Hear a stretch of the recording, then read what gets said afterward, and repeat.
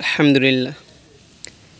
আপনারা সামনে যে ধানটা দেখতেছেন এই ধানটার বয়স আজকে ৩৫তম দিন।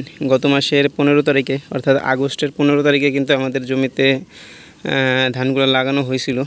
তো আজকে সেপ্টেম্বর মাসের ২০ তারিখ, তো ৩৫তম দিন। তো ৩৫ দিনে কিন্তু আলহামদুলিল্লাহ আমাদের ধানগুলো বেশ ভালোই হয়েছে। তো আসলে আল্লাহ তাআলার শুকর, আমরা কিন্তু এই প্রথমবারের মতো আমাদের জমিতে ধান চাষ করতেছি।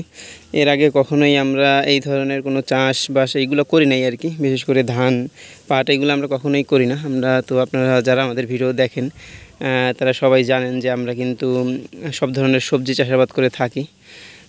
তো আসলে এদের আমি আগের ভিডিওতে বলছি যে আমাদের এই জমিটা অনেক নিচু।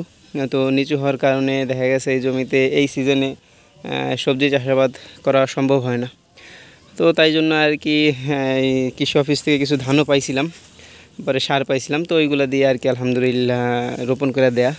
তেমন কোনো খরচ এইখানে হয় নাই। তো আসলে এইখানে ধান রোপণ করার ক্ষেত্রে অনেকগুলা আর কি আমাদের প্লাস পয়েন্টও হয়েছে, মানে অনেক সুবিধাও হয়েছে।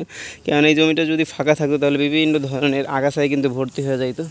পরবর্তীতে এইটা মানে পরিষ্কার করতে আরও অনেক ধরনের সমস্যার সম্মুখীন হওয়া লাগতো।